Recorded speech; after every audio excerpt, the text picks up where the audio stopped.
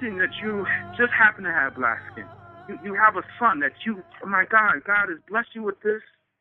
This right. is your heart. This is you, your family, your grandfather, and everybody, right? Now, you see the images of little people just like him being shot at. Now, I remember like the little kid in Cleveland, he was shot because he had a toy gun, right? They said it didn't have the orange thing on the front.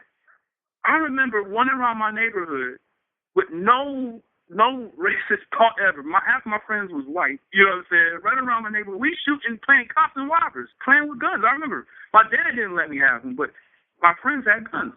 My kid is out there playing cops and robbers with a gun at the playground. He might end up dead. If you're a father, that hits you differently, man. I believe it does. Now, it happens over and over and over again. Now, when a cop look at me, he don't smile and wave. You know what I'm saying? Not where I live at. They give you that stare like, here, buddy, I got my eye on you. They used to come park. I used to have a pond right out in front of my house. You park on the side of the pond, you can monitor or whatever my house. When they used to see me walking the twins to school, and sometimes they would come in and park by the pond, just sit there and watch us, see why I was there, where I live. I can feel them. You can feel the vibes. So what I'm saying is these same people that I know that mean mug me, that don't like me, don't trust me, they have a license to kill when it comes to my child. You see what I'm saying? That stuff hits you.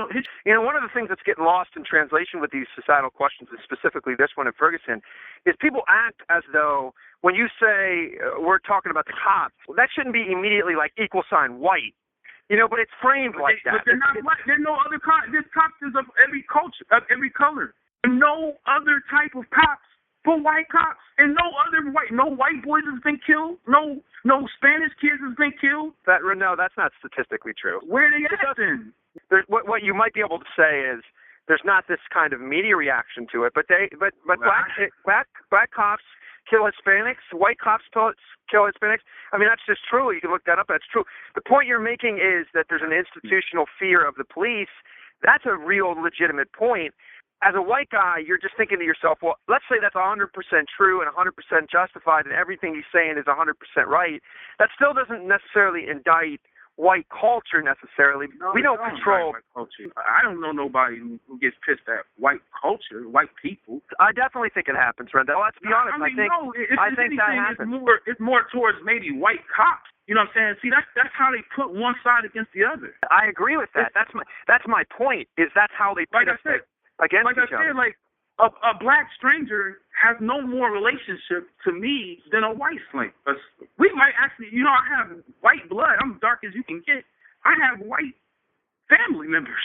You see what I'm saying? Both my sisters are way lighter than me. Most black people, they have white ancestors. They have European blood because we are all, we were all mixed, a lot of us. That's reality, though, but that's not perception. That's not perception. So, but what I'm saying is none of that European blood is being considered when you're black. You see what I'm saying? So we can say we are European. I can say I'm European, but nobody going to believe that. I can put on my resume, I'm white. I can circle European. I have Italian, Italian ancestors. But I can't do that because the lady going to look at me and laugh. You black. You're not Italian, buddy. You see what I'm saying? So the point is we are put on these teams. It has nothing to do with what we want. That is 100% right, but the point we were getting at is a powerful one, which is we're being pitted against each other.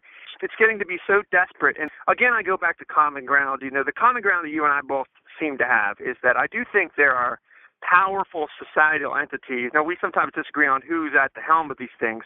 There are powerful societal entities that, quite frankly, gain power and glean authority over us by dividing us. I truly believe that. And it's getting to the point, and I'm telling you, I'm just looking at my culture. I'm talking to people, as I'm always talking to people, and I'm getting this sense that's scaring the hell out of me, man, which is we're picking sides, not because, like you said brilliantly, not because we want to, but because we feel like we're forced to because of our aesthetics and the way we look.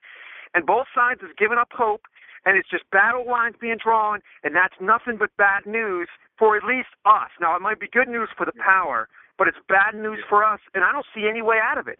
Because I tell you right now, you ask the average white guy who's my age, and he's not going to see things exactly like a black guy. And how would he? He was raised differently.